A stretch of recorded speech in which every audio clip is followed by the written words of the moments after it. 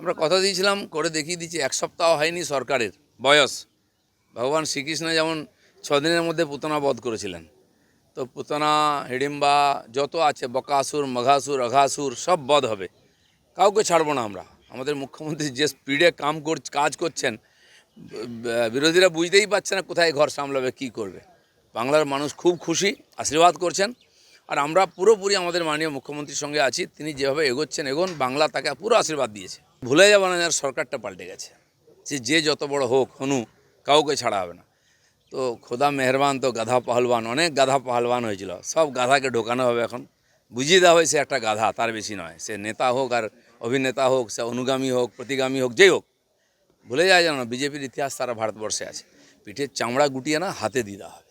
শরীর যদি খাওয়া দাওয়া ঠিক করে, ব্যায়াম করে, বিশ্রাম করে, অনেক রোগ চলে যায়। এখন সেটা শুরু হয়েছে পশ্চিমবঙ্গের ক্ষেত্রে, ভালোই ব্যায়াম হচ্ছে।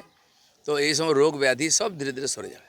ফলো করুন সংবাদ প্রতিদিন ডিজিটাল।